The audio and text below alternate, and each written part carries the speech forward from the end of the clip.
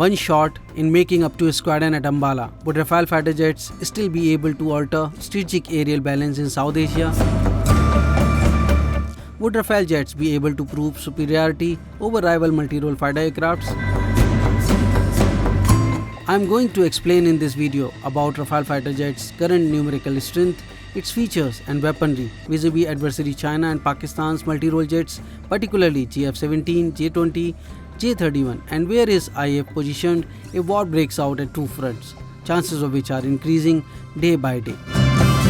In the last but not the least, I would seek to answer how IAF can help India win a two-front war challenge. So stay tuned till the end. Please subscribe and press bell icon. So let's scramble the story.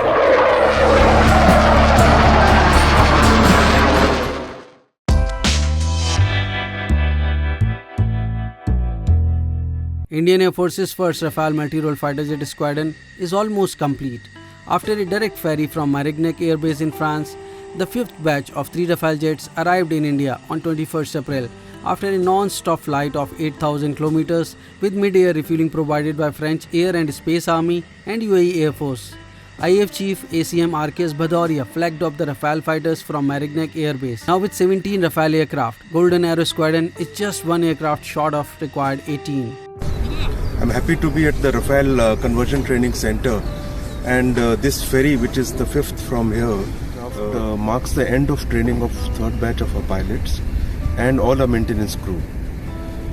The Rafale Training Center has provided really world-class training, and it is because of the level of training and the quality of training that we were able to operationalize the aircraft quickly. And it is to the credit of the French industry that despite the COVID restrictions, they were able to meet the training requirements in time, and more importantly deliver all the aircraft so far more or less on time. In fact, some aircraft have been delivered a little bit ahead of time. This has really contributed to our overall combat potential of the Indian Air Force.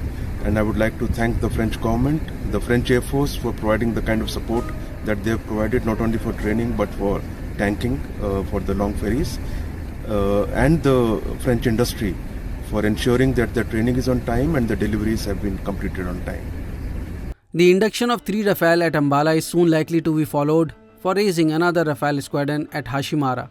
The work has already started as per the sources. The first batch of 5 Rafale jets had arrived in India on July 28th last year, and Rafale jets were officially inducted on September 10th. Modi government had placed an order of 36 Rafale aircraft from France in 2016 in a government-to-government deal roughly for Rs 59,000 crores, given the depleting number of fighter squadrons. The second batch of IAF 3 Rafale aircraft arrived in India on 4th November last year. In third batch, 3 more Rafale fighters touched down in India from France on 27 January, making the tally to 11 by that date. The fourth batch of 3 Rafale jets landed in India on 31st March this year. The fifth batch of 3 Rafale fighter aircraft arrived in India on 21st April, flying a distance of 8,000 kilometers from Marignac Air Base in France.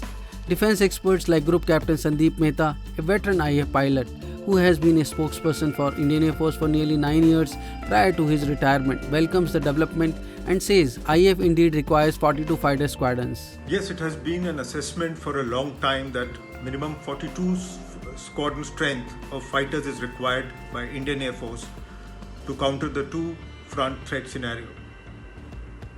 Induction of 2 squadrons, nearly 36 Rafales, with a speeding up of induction of LCA and the procurement process of 114 fighters is a step in this direction. While 42 squadron is a figure which was arrived at quite some time back, we all know that every new induction of technology or a weapon platform requires revisit to the calculations. At the same time, we have to go by some figure because these are continuously changing scenarios. So, the minimum requirement of 42 fighter squadrons is essential for India, for IAF to meet the challenges of the two-front scenario. Experts believe that nearly 10 squadrons of MiG-21 and MiG-27 aircraft are scheduled to retire by 2024 on completion of their total technical life. With 2 Rafale squadrons, each one at Ambala and at Hashimara Air Base, around 30 squadrons would become fully operational. It was only in early 1990s that India had reached a maximum number of fully operational squadrons of 39. Another IAF war veteran fighter pilot wing commander Vinod Neb, who shot down two Pakistani F-86 Sabre jets, each one in 1965 and 1971 war, flying his Hunter aircraft, something akin to wing commander Abhinandan Vartman, who shot down a Pakistani F-16 with his vintage MiG-21 Bison, believed that two Rafale squadrons are good to make up the necessary number in the ongoing security situation amid border standoff with China. But India indeed needs much more to have an strategic edge. Shailesh, the question is whether the two Rafale squadron, which we are about to start getting, one we've got, the second one is in the process. To believe that against the requirement of 42 squadron, which has been assessed by the Air Force, the competent people, the two Rafales for two front war, rather three front these days, if we take the dimensions of what's happening in the sea. Right? So, in my opinion, of course it will boost the morale of the Air Force, and it would do also some damage. But we know what kind of a weapon we can carry. We know what kind of devastation we can create. But to believe that the target of China and all these objects put together, the country, is good enough by two Rafale squadron and plus what we have, it's a mistaken story. Okay? Of course, we'll make a dent, but it won't be to put down China. It won't be. Rafale's main competitors are Pakistan's JF-17 and Chinese J-20 and J-31 jets. The Dassault Rafale is a delta-wing, single-seat, twin-engine multi-role fighter jet capable of carrying out a variety of missions: ground and sea attack, air defense and air superiority, reconnaissance and nuclear strike deterrence.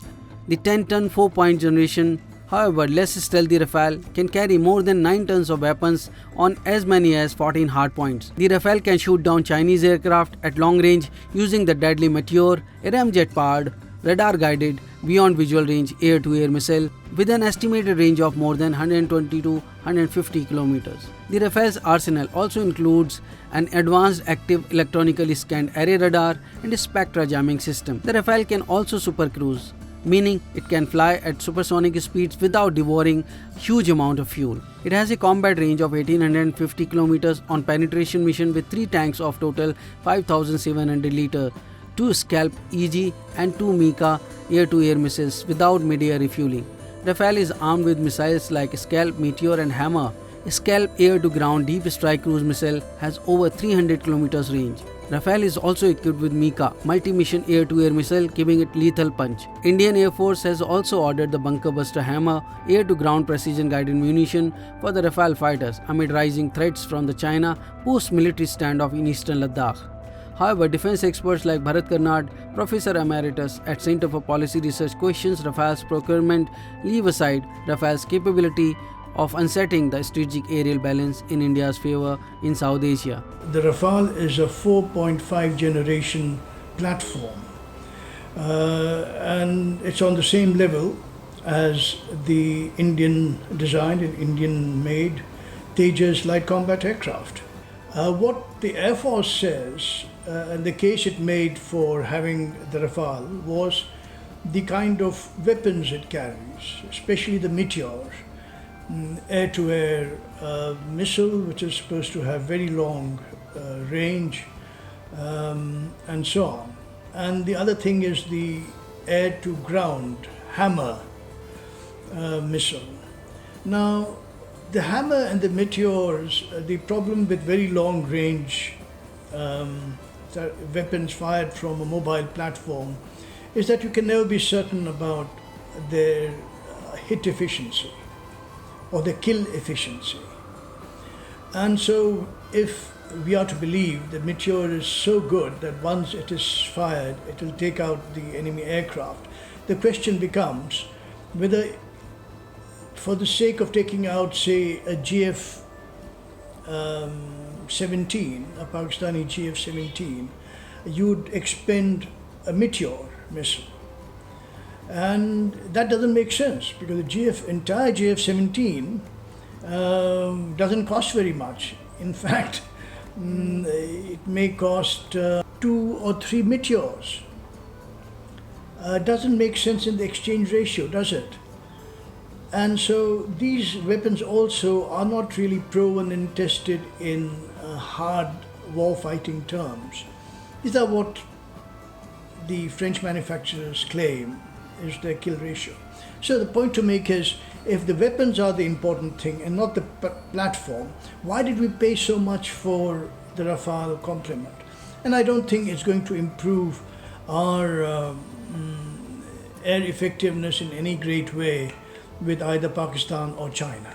Sources say that after Indian Air Force's Rafale fighter having successfully test firing the 60-kilometer range Hammer air-to-ground precision-guided bunker buster munition in March, the air defense posture of both adversaries, Pakistan and China, has changed. Chinese have moved their so-called 5th-generation fighter J-20 ahead in Tibet and Xinjiang air bases. Pakistan Air Force has also moved their made-in-China GF-17 fighter in key forward bases to tackle the clear and imminent threat with the advent of Rafale fighters. Chinese claim that their J-20 is the only third operational 5th-generation fighter in the world after US F-22 Raptor and F-35 Lightning. But experts raised doubt on J-20 being stealthy, as US's both fighters do not have a canard that further reduces the cross-section of the plane. The Chinese J-20 has the same canard as the Rafale, which the IAF terms a 4.5 generation fighter. Group Captain Mehta says that Rafale may not have upset the strategic aerial balance in South Asia, but its induction is definitely a big relief to Indian Air Force. Induction of a nearly squadron strength of Rafale fighters in the Indian Air Force is a big relief. Like it is being seen in some quarters as something which is going to upset the military balance in the region, I would put it differently.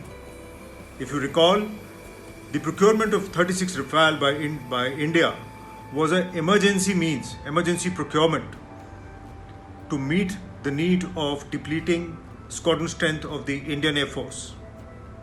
It was mainly to meet the challenge posed by the two-front threat and the legacy aircraft being phased out at a fast stage without any replacement. So, if I were to view it, I will call it that it is now making the balance right with the induction of one squadron and with the second squadron shortly coming up. It will actually overcome this gap which had become so evident with the depleting squadron strength. So it is fulfilling that gap and bringing in a balance in security in the region. The People's Liberation Army Air Force reportedly has deployed 24 J-11 or J-16 fighters at Hotan Air Base in China's Xinjiang region near Ladakh. The 16-ton J-11 is a Chinese copy of Russian Cold War Su-27 flanker fighter, while the J-16 is 20-ton version of the Su-30 MKK. Both are larger, heavier and longer ranged. A Department of Defense Pentagon report suggests that Chinese have at least 600 modern operational aircraft. I have tried to find the breakup aircraft-wise. China has built a total of 440 Shenyang J-11 multi-role, 468 Chengdu J-10, more than 100 Shenyang J-16, 50 Chengdu J-20, Nanchang Q-5 attack aircraft totaling 120 in number. Besides, China has 720 Chengdu J-7 fighter cum trainer, 75 Sukhoi Su-27 Russian multi-role Su-30 MKK, totaling 73 in number, 24 Su-35S. In June last year, reports surfaced about production-ready third version of J-31 stealth fighter, both Plan and PLAF, likely to use the aircraft J-31. Apart from fighter jets, China has around 120 Xi'an H-6 bombers. The figure of these 2200 fighter aircraft is worrisome. However, experts say China has a huge border and an offensive posturing to maintain. Besides these, Chinese Air Force has a huge number of transport, utility, patrol, interceptor and trainer aircraft. Over the years, Chinese have developed robust aircraft manufacturing industry. If we look at our adversary on Western Front, then Pakistan Air Force also operates 582 aircraft according to International Institute of Strategic Studies. Pakistan reportedly has around 22 operational fighter squadrons, which is slightly less than IAF, making it to 1.4:1. Various reports suggest Pakistan is also in process of procuring 4.5 generation jets. So the far better alternative was for India and the Indian Air Force to have gone in for, as I said, Su-30s We have augmented our MiG-29 fleet for air defense. We would have the Tejas for short-range air defense, which is perhaps the finest aircraft going. The new incoming AMCA advanced middle, medium weight combat aircraft that we are making is an excellent follow-on, which is what we should have stressed and invested our monies in, rather than going in for foreign aircraft that are completely new to the inventory. Now consider also the logistics. Rafale is a completely new aircraft. It's very different from the Mirage 2000 that we bought from the French, which in any case is very different from the Russian aircraft, and so on. So we have such a logistics nightmare, maintenance problems, with having such a diversity of aircraft inventory. So that too is something that the Indian Air Force should have considered but did not. So we have great many problems. I don't think the Rafale has solved any of our basic problems, and it's certainly not improved the fighting strength of the Indian Air Force. It may even have hurt it. The dominance of air power will remain a decisive factor in shaping the course and outcome of future war, which in any case will be short, swift and decisive. We need to have